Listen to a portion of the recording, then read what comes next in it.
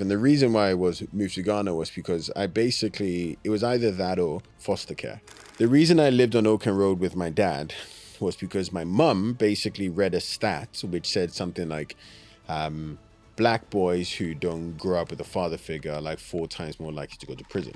That business was the first business I sold. I sold it for like 110 grand when I was 17. You can make money running a business, but you get rich selling the business. I've only ever told 2 people this, I guess, now that people on the podcast, but... Wow. Timo, absolutely delighted, mate, to have you here. Welcome to the Exiteers podcast. Thank you. Sweet, mate. I obviously know a little bit about you in way of kind of background and history, but it'd be great for you to just do a little bit of an intro.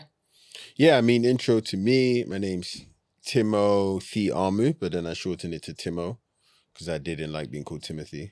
And so I changed it. It's a bit formal, Timothy. Yeah, and also, Timothy is a name for, candidly, Timothy is quite like a posh white middle class name. Yeah. I'm not really posh white middle class, so...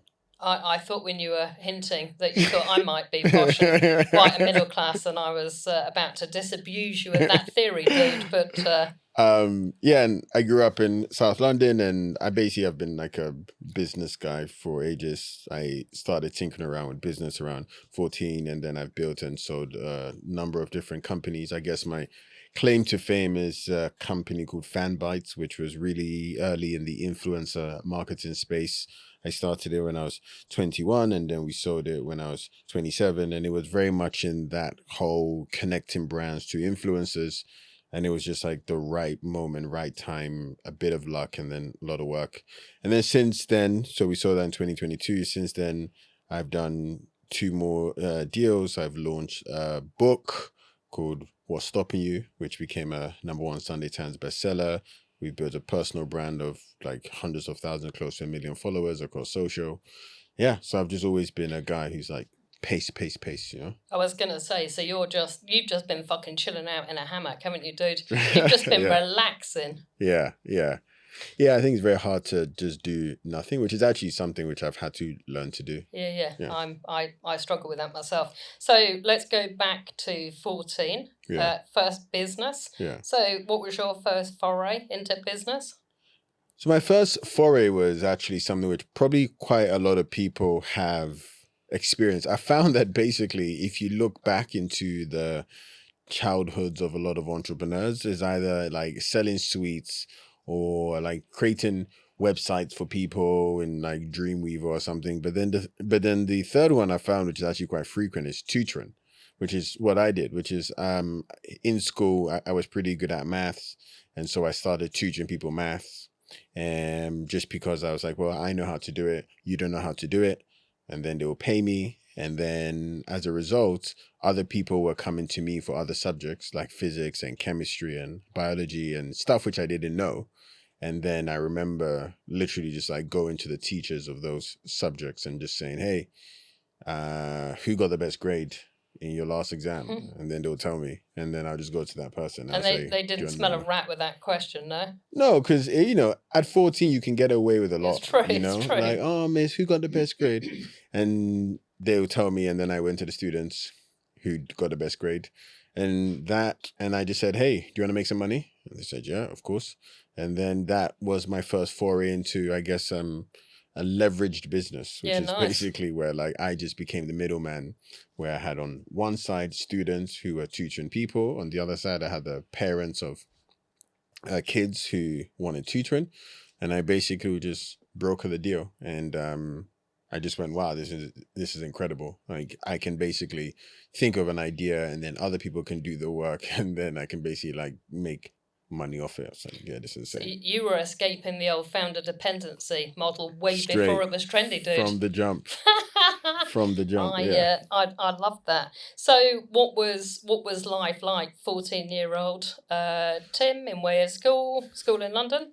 Yeah, so the reason I actually really started that business was because basically, so I was born in Hackney, but then I went to live in Ghana for 10 years. And then I came back here when I was 10. And basically in Ghana, we lived a very privileged life. I think for most people who maybe have grown up in a developing country, and because of the currency difference, the same amount that you have in the UK is actually worth a lot more back home, I guess. And so in Ghana, we lived a relatively privileged life. And the reason why I moved to Ghana was because it was either that or foster care, because I was like an unplanned for baby. Between my parents got married as a result of like an immigration marriage, and I was unplanned. Yeah. And so they basically said, look, it's either foster care, because the household is not like a great household to bring up a kid. But then my grandmother was like, hey, rather than taking foster care, I'm going to come to London and I'm going to take him back with me to Ghana.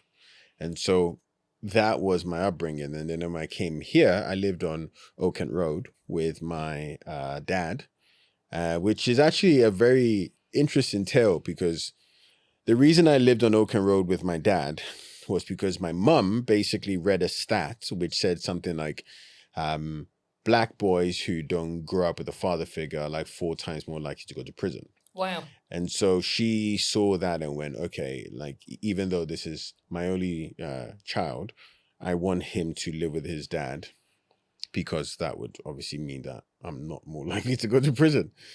But then living with my dad, I lived on Old Kent Road, South London. We lived on like a 4th floor council estate. So I think just that feeling of, wow, I'd come from Ghana, which was relatively privileged, to then coming here and going, oh crap, like I'm actually, like, we're poor and I need to figure this out, was one of the core drivers for me when it came to then getting into business. I just thought, well, this is going to be my way out, so I just got to make it happen. And that kind of hustle, that energy, that ambition, I mean, it's a hard question, this one. It's a hard question for me to answer. Yeah. But where does it come from? You know, that kind of gritty, fuck this in way of circumstances. I'm going after something. I think it came from a bit of arrogance.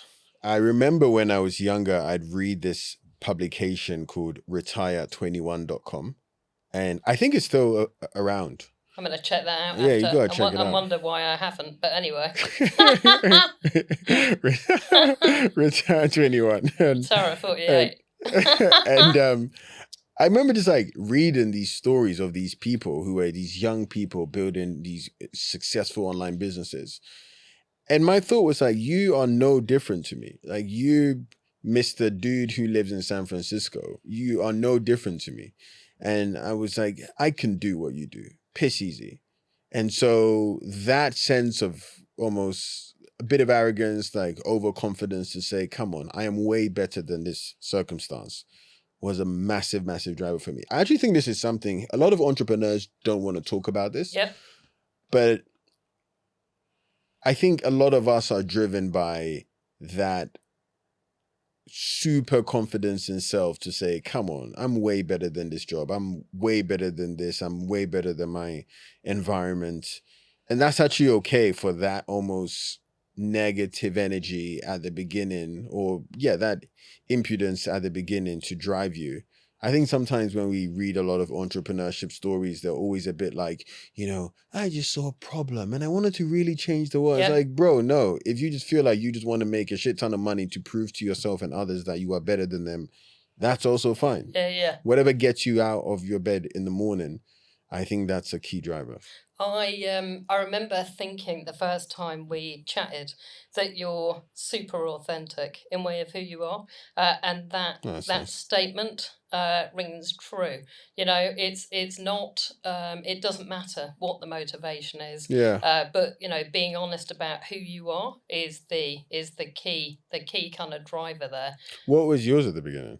So for me, I've always had, we're a family of entrepreneurs. And it's not that mum and dad were even entrepreneurs when I was growing up, but I have always been told that I can do whatever the fuck I want to do. And so, they create a monster in a way, but it's that unbelievable, and it's still the same today. I have unshakable confidence, and I think even if it doesn't all fucking go to plan, do you know what I mean? It's like you've given it a go, you've put yourself out there, and for me, movement is very important.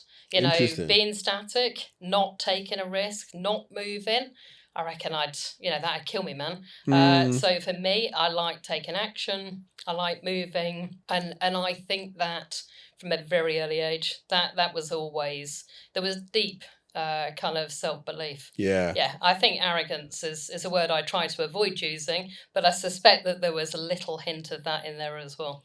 Yeah, it's interesting when you look back at your childhood and you look at what your parents said to you or what a teacher said to you, and even if it's like an offhand comment about how, hey, you're really, really smart, or hey, you're really, really capable. There was that study, I thought, it was like a Stanford experiment that they did where they took a group of students, half of them, they told them that like they were in the group of the people who had got the best grades in the prior test, and then the other half they said, oh, actually you got the worst grades. And then they asked them to do a test in about 2 months. And turns out the people who had been told they got like the best grades, they just did way better.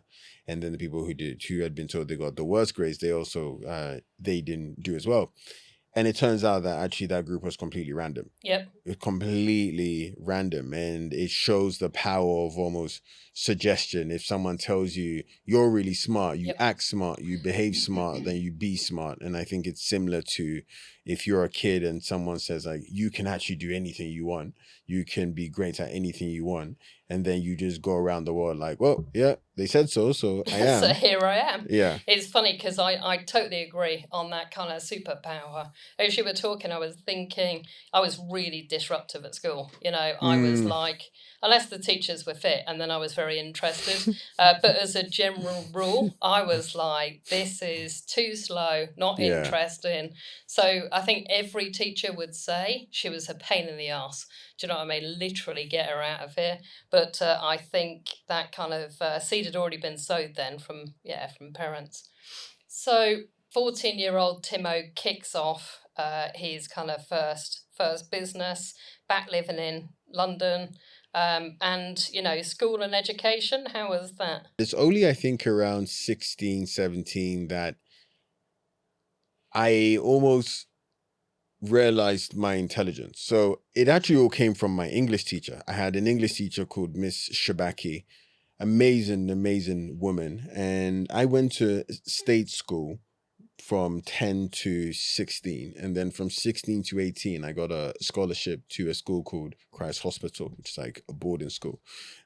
People can actually Google Christ Hospital. We wore this like 16th century Edward VI gowns. Wow. Like, really, really, mental stuff. Around 16, my English teacher, I remember she just took me aside and she saw that I was applying myself, but not really. I think I was just kind of going through the motions. And then she was just like, hey, you're very smart. And if you apply yourself even more, you can really, really like build a great life. And she was this Nigerian woman. And I just remember that even at that age, just being almost like, wow, this English teacher sees more in me than I see of myself. Maybe she's right. Yeah. And then if you combine that with also like my parents, or at least my mom definitely almost like telling me I can do anything, etc., you almost have so many different external forces telling you can. So then I just applied myself. In there was actually perhaps the next business of note, which was a business called Entrepreneur Express. And that again came candidly from a bit of insecurity. So that business was the first business I sold. I sold it for like 110 grand when I was 17. Mate, that's a lot of dough when you're 17. Serious money, but you were right? loving life. Yeah. And that was just like an online business magazine. But the reason I say it came from insecurity is basically I had now come into a school where everyone was really smart. And I'm talking, people at 13 doing like university degree maths. Like really, I'm like, whoa. And so imagine and I want people to, who are listening to this, to like imagine you've told yourself the story that you are always the smart one. And then you go into a school where suddenly you are not even in like the top half. Yep. You could either then go, wow, I'm dumb. Or you could go, okay, cool. I'm going to now try and pick a different game where I know that I can be really good. And I chose that second part, which is basically where I went, okay, you guys all want to go to Oxbridge. You guys are basically designed and programmed for being good at academics.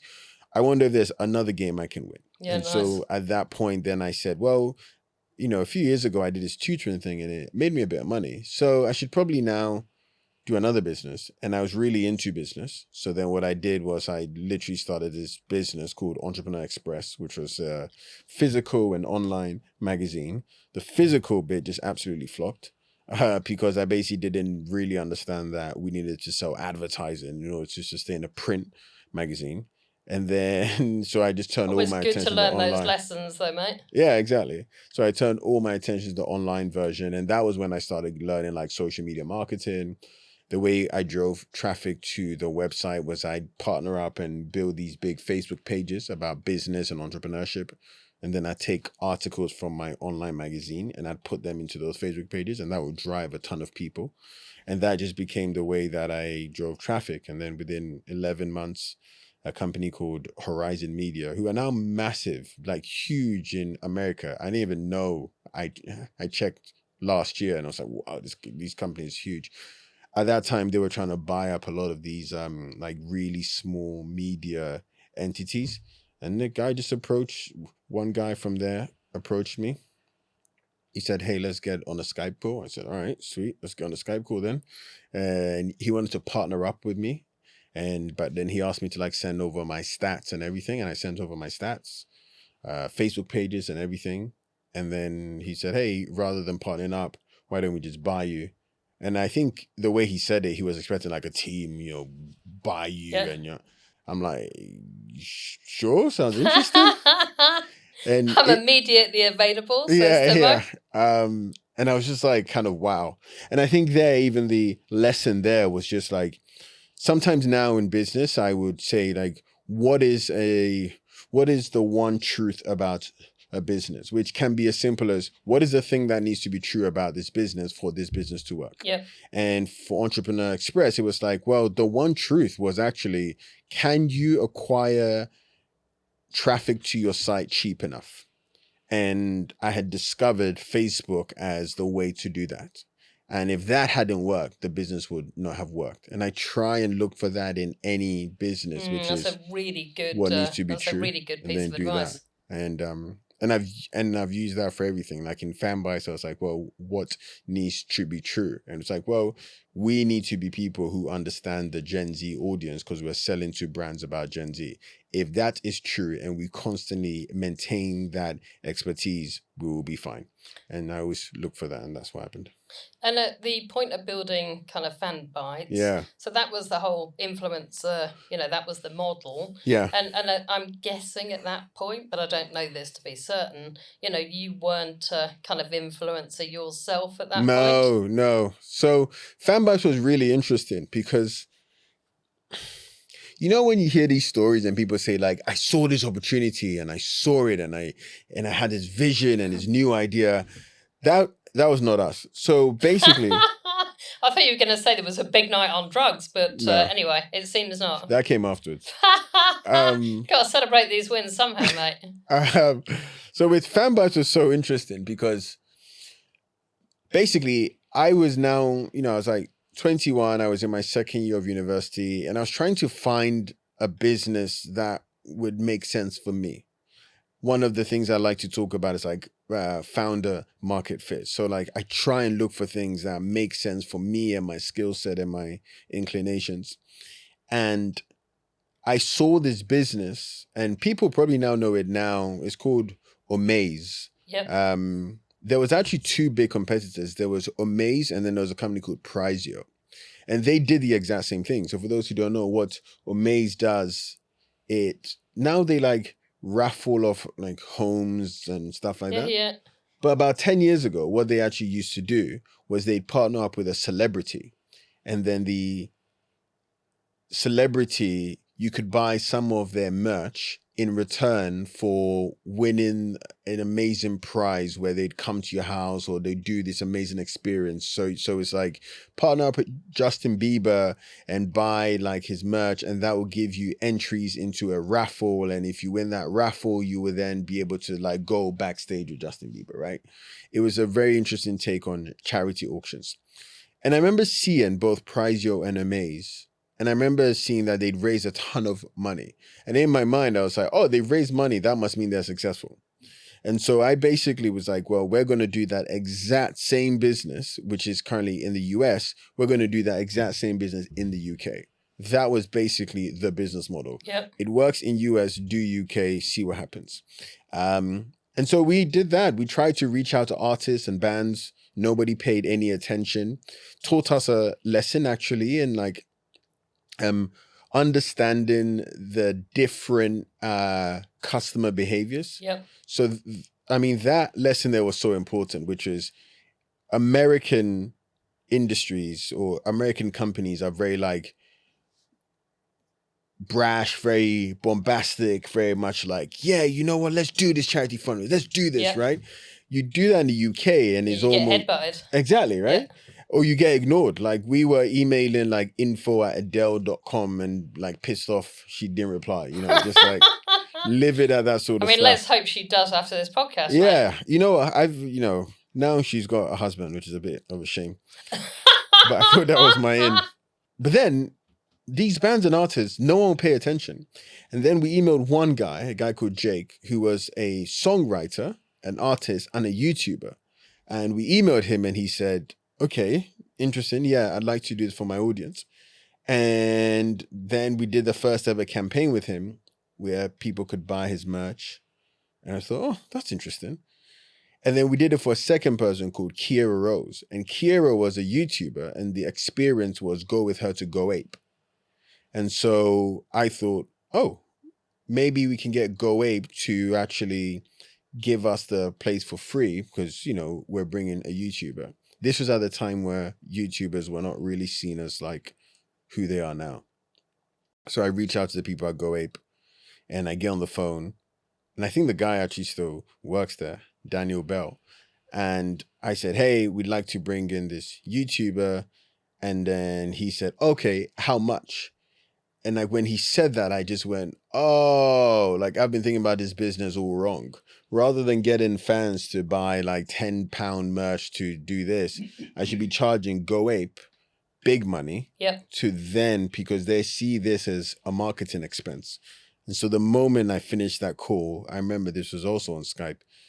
And then I remember just calling up my co-founders and being like, hey, new business, like the new business. The model's changed. Yeah, right. And that is a lesson also in humility, which is you, especially if you're in the business of entrepreneurship, it's not about whether you're right. It's about whether the market is right. Agreed. And the market was saying, hey, there's a lot of Go Apes who basically will want to pay you to reach more of these Kira Roses because they have the audience. So just do that.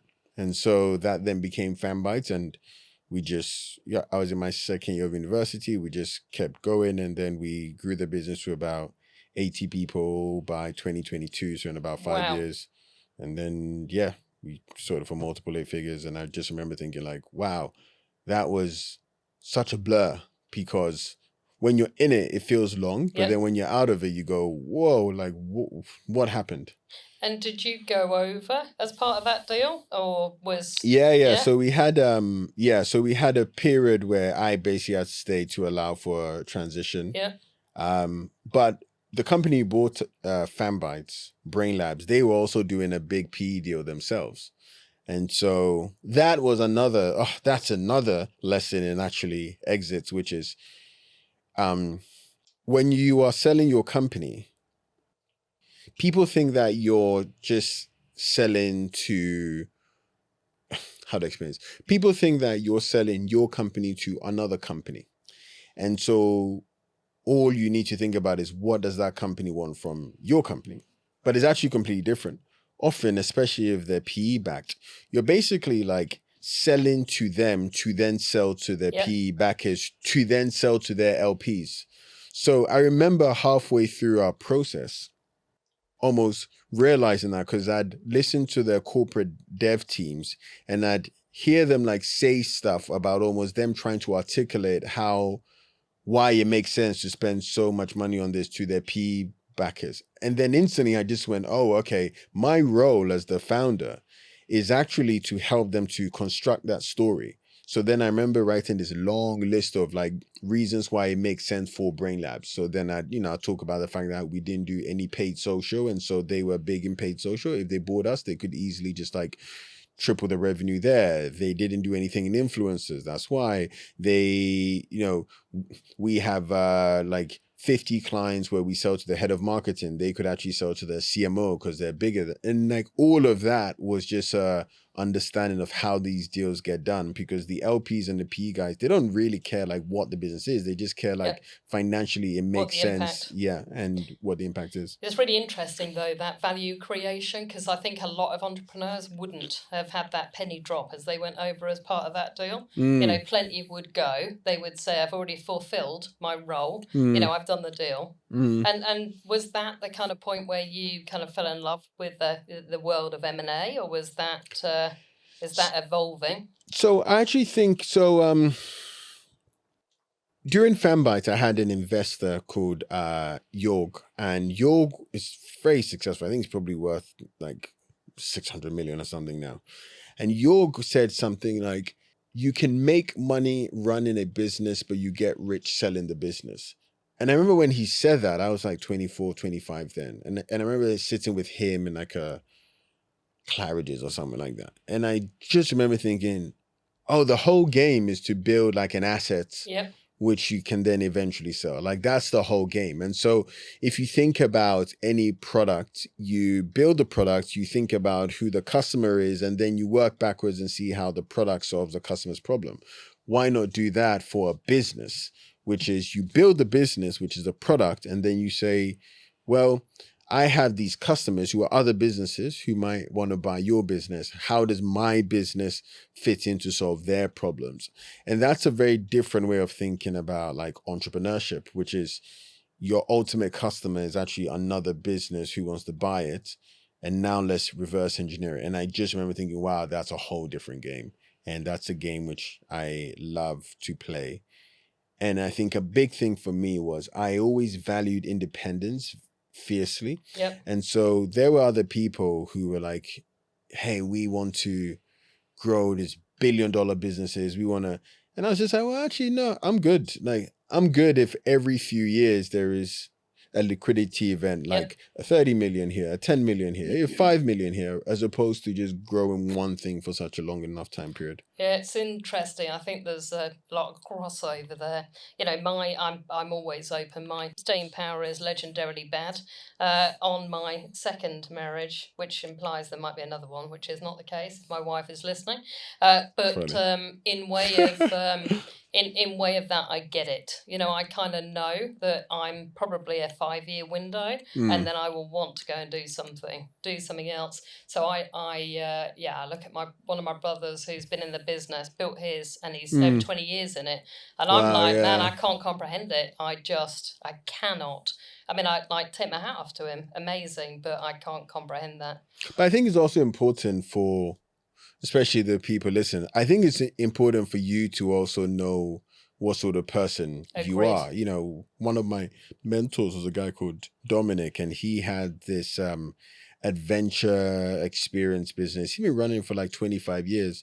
And I used to think, dude, what the heck? But what he did was basically he reinvented his role every 5 years in the business. And he took a lot of good dividends from the business. So it almost felt like he was having multiple exits throughout the 25 years. And he was effectively launching a new business inside of his main business. I don't think, that's for him. I know a lot of entrepreneurs who can do that.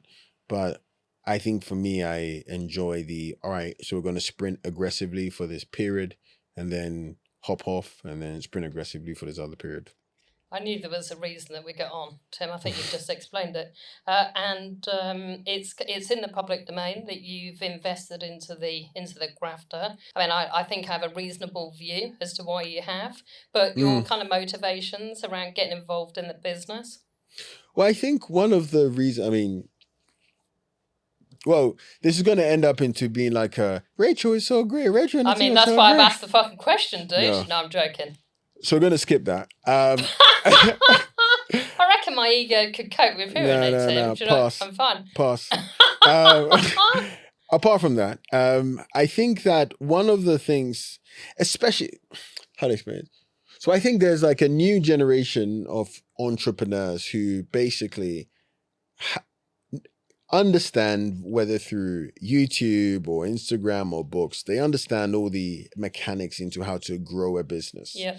And they've got the business to a certain stage. And they're now like, well, I know I want to sell it, but I don't know how to.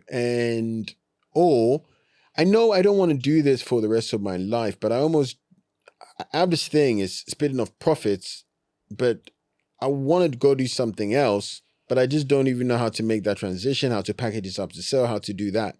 So it's not growing the business as their problem. It's almost now like growing it as an asset. Yep. To then eventually be valuable with someone. And that's a skill.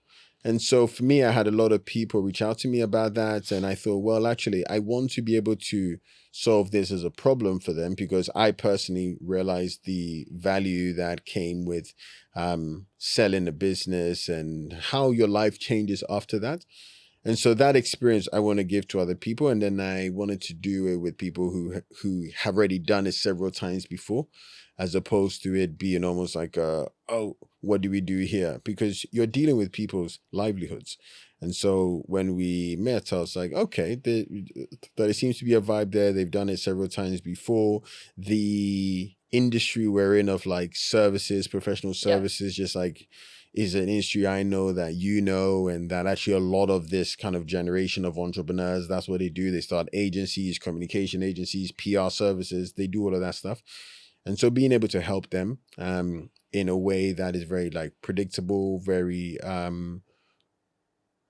very impactful as well. Like, you know, as well as I do, like what happens after you sell a business. And if you have someone by your side who is like, you know, making sure that you don't make dumb decisions is so important. So that's why. And then of course you're fun. But I mean, there you go. I needed to hear that at one point in this interview. I really appreciate you sharing that, and I think, you know, the kind of work that we've been doing over the last 3 years, and, you know, supercharging that now with this AI-driven data platform, and getting that out to more and more people is super important to me. Yeah, one of the things I find really interesting is you want to, you know, one of my business. My core tenets in business is that you want to ride the right wave. Yep.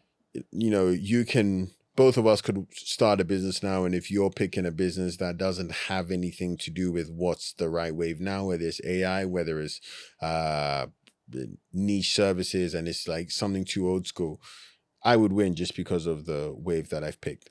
And I think that one of the waves, obviously, being AI, and how you're applying AI to M&A, to company valuations, I go, oh, that's quite interesting. Yeah.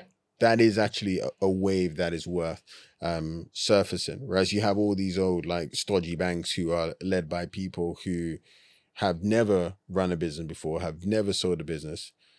That's actually something, I mean, I know now I'm going on a tangent, but like, it shocks me the number of people who take advice from people who have not done the thing they want to do. That's probably one of my favourite quotes, that would you go and get advice from somebody on something if they've never done it before? And it astonishes me the amount of people who are, you know, freely taking that advice and haven't done it. It's so fucking theoretical, and it's like, no, have you sat there, have you dug in, have you driven that number, have you been up at 5 a.m. having a fucking breakdown trying to make this stuff work, and, you know, and then as you go through that whole process of selling the business, you know, that is such an emotional roller coaster. I am always surprised when, people will opt for an investment bank or Yeah. whatever. It's like, hold on a minute, and that was my motivation on building the Grafter. I did not have the service that I wanted, and that was what I wanted to give to other people. Yes, and I think preparation for life after exit is also equally very important. I used to, before I had, say, my first major exit, I used to read these stories of people talking about feeling lonely and feeling depressed after exit. And I used to be like, dude, just open your bank account. You'll be happy, I promise you. And now I understand that actually the thing is not, oh, I'm sad, I have money now, I'm sad. It's more like when you've tied your identity to something for so long, actually just as simple as preparing for that loss of identity can help you to avoid that. And no one told me that. I just always was like, well, I'm going to be rich and I have so much time. And it wasn't the answer. The answer was actually what I ended up doing afterwards, which was going on like a period of self-discovery, talking to a lot of other people who'd been through it, and then going, oh, okay, this is perfectly normal. And so I do like also the fact that as part of the Grafter, yes, we help you start a business. Yes, you make money from it, but then also you're dealing with people who have been through the exact same journey, which means that like the emotional side post exit, you would almost have someone who you say, dude, is this normal? I feel this way. And then they go, yeah, it's perfectly normal. This is how you can deal with it, etc. It's amazing because when I sold the business, I had the identical advice. Just look at your bank account; it's going to be fine. And for me, I thought I felt really kind of emotional. I was pretty bereft. I missed the team. They were a good crack. One of them's in the room today. And so for me, I was like, it's the people. It will always be the people with me. But also, I'd lost my purpose. So my identity was tied, but so was my purpose. I remember looking at my diary on day one, and it was empty, and I nearly shit myself. But we've got to be able to, it taught me a hard lesson about being able to sit with uncomfortable emotions. And, that is part and parcel. But I have mates from every walk of life. I have plenty of lads who are mates who will be down the building site. And so the last thing I'd be doing is picking up the phone and going, mate, I feel like I might have a little cry about selling the business for 8 figures, because I can tell you now there'd be a choice term coming my way, probably beginning with C. Anyway, on that note, I want to ask about the book. So what was the motivation for writing the book? So the book was written for 2 main reasons. One was selfish and the other was selfless. Which one do you want to go with first, selfish or selfless? I thought we'll go with selfish first. Selfish first. The selfish reason is that, so I basically thought that a book was a great thing to add to my personal brand portfolio. Books had helped me a lot. When I was growing up in Ghana, my mom would actually ship me books, and then every Sunday she will call me and we'll do a book report. So as a kid, I read like a book a week. And when I came to London, my mom would actually pay me £61 to do book reports. And so I had that love of books. And for me, I always thought it'd be cool to put our book into the world. And it was purely for me. It was purely for me. So that's the selfish reason. The selfless reason is that so I'd built a decent sized social media following, and I kept getting the same sort of questions, but I always thought that, 30 seconds watching a video, even if you spent, 10 minutes watching a bunch of videos I do, that still doesn't fully encapsulate everything from the business principles, the mindset lessons, the psychology, the this, the that, how to build a network, how to pick the right ideas, how to calm your mind, all of these things.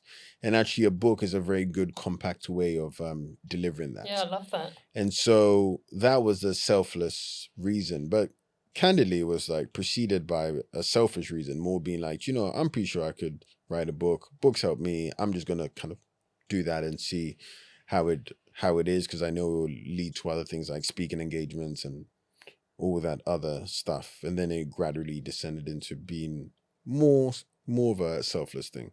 It's funny because I've walked around London with you and I've seen, there's a lot of kind of hero mentality with lads that are coming up to you and girls that are coming up who, they've read the book, they're fucking bowled over. And it's inspiring to see, but you manage that, there's not an arrogance around that. I have no doubt that you like it on some level. Oh, it's great. Yeah. It's wonderful. But it's, it has touched a lot of people. The book it has spoken to a lot of people. Yeah, and I think funny enough, today before we met, I was in Oxford Circus somewhere, and someone came up to me, and it was actually this older woman who said she had bought the book for her son, and her son had now started a business like selling socks online, and the son was like using my frameworks, and now he's going to be like a big time entrepreneur, etc. And I asked how old the son was, and the son's like 16, and like this is his first foray into business, etc. And I think one of the things when I wrote it, I thought, oh well, this would be a great book for basically the entrepreneur who's 21 and is like really trying to figure things out, similar to me, and now is crossed into almost like a book which parents read with their kids, so that their kids can be inspired to go, well, okay, I can be more and I can do more. And, it's called What's Stopping You. And the reason why is almost because I think it was Tony Robbins who said this, that he said, like, business is just a personal development course disguised as making money. And so, like, the more you get better at understanding yourself and your personal development, the more money you would generally make. And so getting that right generally helped me to make more money. And I guess for our audience who are listening, I'm very openly ADHD. And we've talked before about neurodivergence. So are you happy kind of talking a bit more about about you in that space? Yeah, so I wrote What's Stopping You last year, and then it came out this year. And actually, one thing I've never said before is one of the big reasons I wrote it, because I had people asking me about writing a book, etc. One of the reasons I wrote it was I had to confront the fact that I also have like a pretty severe neurodivergence. So, for example, I have diagnosed Tourette's and OCD, and also ADD as well. And the diagnosis actually came because I had a very visceral panic attack. I was on the phone actually to a friend, and I kept having this tick where I would like touch the top of my head, and then I had a neck tick as well that was going on at the same time. And then I basically was like, oh my God, I think I may pass out. So I remember I just ended the phone call. I didn't even tell him. I just ended the phone call, and I was just on the floor, just like rocking. And this was like completely unprompted. And it was almost like this buildup of years and years of like ignoring the tics which I'd had, and it just came to be. And I've only ever told 2 people this, I guess now the people on the podcast, but I remember shortly afterwards I went, wow, it helps me to put into perspective that even with like diagnosed ADD and OCD and Tourette's, I was still able to actually use that almost like that hyperfixation on things, or wanting a lot of order, or wanting a lot of symmetry, or being used to routine. And I was still able to almost leverage that into a positive for me. So in the book, I talk about ADD. I talk about how actually that forced me to surround myself with people who are way better at the kind of moving parts than me, and to just hyperfixate on the things that I was good at. And actually, one of the biggest compliments I've got is people reading the book and going, I see myself in you, and I love the fact that you have changed the narrative around that and said it's a superpower for you. It's amazing that, because when I sold the last company, I went through a process of being diagnosed ADHD, and I think I probably knew, history of addictive behavior, completely uninterested in any fucking authority, and various other bits and pieces, but the kind of still getting the diagnosis still freaked me out a little bit. And I remember starting the assessment, and the psychiatrist said, I think we need to assess you for autism as well. And I said, sure, you can, but I don't actually think I am, based on, I've got no fucking medical knowledge whatsoever. But the reality was, I was right on that occasion. But I think the bit that kind of threw me initially was having that diagnosis. But it all made sense. I've had a PA for as long as I can remember, because anything that feels like adulting is a big fucking problem for me. And I have to bring that structure to work. I know that. And so, it was a real light bulb moment for me. I mean, there's still personally, things like when people say, I'm going to the supermarket to do a weekly shop. I don't think I've ever done one of those in my life, and I never fucking plan to. That sounds too dull for words. But I think you start to understand stuff about yourself. But the bit when you and I were having the photos done before, when you were sort of checking was the hair fine, and I remember sort of laughing it off, but of course all of this stuff it makes us who we are. And I think one of the points you made about you've always had a PA, one of the things I got really so I used to get really annoyed at myself for the fact that to get something done, I would want to have, say, either another one or two people around me to do it. And I used to think, oh, Timo, you're being lazy. You're just being so slow. And then I thought, well, sure, I'm paying these two people to help me do this. But that's almost like the premium I pay for being unique. It's like the ADHD premium is that, sure, you may have to like pay people a little bit more to help you, but actually the output from you personally actually increases a lot more. Tenfold. And I think back to Fanbytes, and I say this a lot, which is I don't think Fanbytes would have started without me.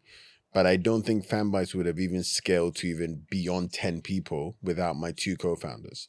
Because whereas I was the one who said, this is a sick idea. I mean, we've talked a story about how I had a different idea and then someone, Go were like, oh, we'll pay you. And I was like, well, guys, different idea. Like that is true entrepreneur there, dude. Right. But then once we had settled on it, I think if I didn't have my co-founders within a month, we'd have gone to a different idea. Yeah.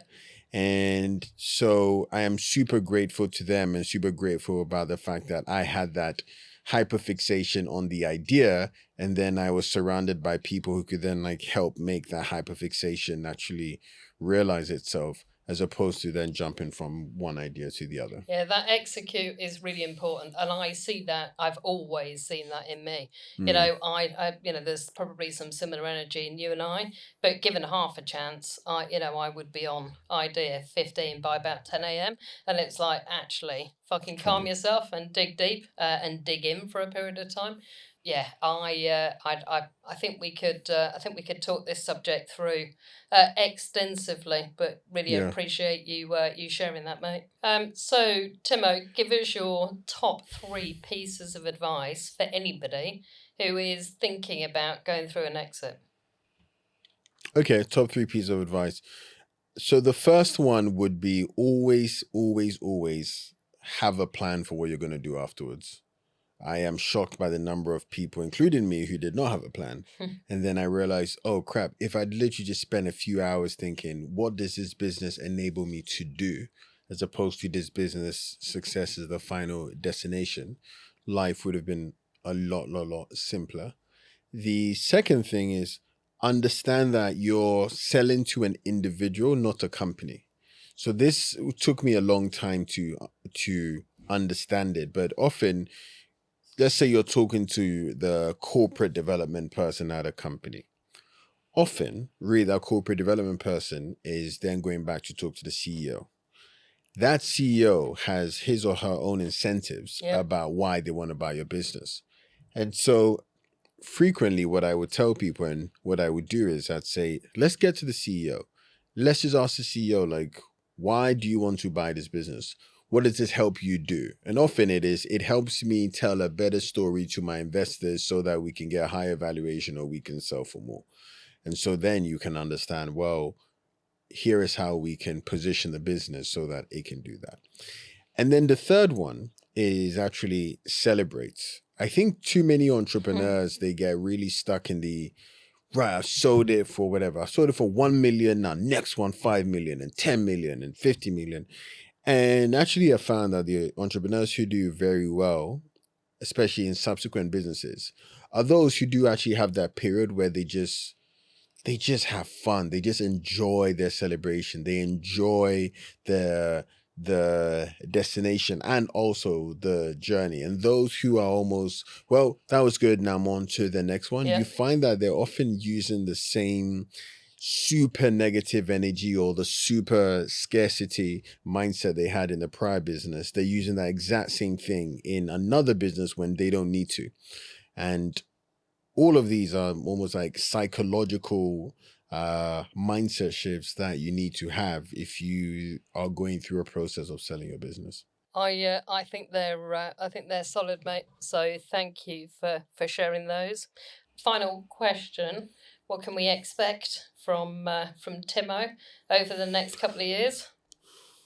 Well, I guess in regards to what we're doing with the Grafter, I think we can expect a lot more deals. And I fucking hope so, mate. Yeah. I mean, we announced the last week. Yep. And already we have 2 companies who are already in pipeline that I've introduced around you. And we haven't even began properly. I do think there is a world in which like we can get to, you know, I mean, I'm not going to say a number on here, but I do think there's like a whole generation of like entrepreneurs who basically are like, this is my first business, is doing 5, 6, 10 million a year, and I want to basically sell it, and we can be like the place they come to for that. And personally, for me, I have a portfolio of companies which are all around very specific interests. So I have a PE group, I guess, called Irrational Media, where what we do is that we buy and invest into very niche media companies. So, for example, one of my companies was a big community about knitting. One of the companies I'm involved in is an online community for dentists. And so I'm really interested in these like relatively niche communities where I think there's an opportunity to like build something big there. So those are my 2 main focuses. Amazing. And personally, what's your focus over the next couple of years? Well, so I'm 31 now. I mean, you're knocking on, dude. I'm 31 now. I actually discovered 2, 3 gray hairs yesterday in my beard, and it was absolute car crash. Just for men, I hear. It'll work wonders. Yeah. Well, so one is actually being in a serious relationship. This is actually something that we didn't cover, but like, so after I sold the business, a year afterwards, I was just in such a what do I do now period that I broke up with my ex-girlfriend who I'd been with for 7 years. And it was just this feeling of I'm not bringing my A game to anything. And I was just in that period of wonderment, or I guess wilderness. But now I feel a lot more emotionally prepared to actually date again. And so I would say that probably like the biggest thing personally is to find a great partner. Yeah. Which is, to be honest, which is the main reason I'm doing this podcast, because I'm hoping that she's listening to this. I mean, if she's listening, you need to hook him up. He is literally, ready and willing on social media. There you go. But no, that's actually a very important thing for me, because I do want kids. I do want to have like a decent sized family as well, because it sucks being an only child. And so that would be great. Amazing. And final thought from me is very excited to be taken to the stage with you at Ideas Fest. Ideas Fest, yeah. That'll be popping. I mean, what could possibly go wrong? The both of us on the stage together. Everything will go right. Awesome. Tim, really appreciate you, man. Thank you thanks for coming on, spending time. Banging. Thank you. Sweet. Before you go, if you like what you're listening to on the Exiteers podcast, like, review and subscribe. Is that right? Okay, perfect. Cheers.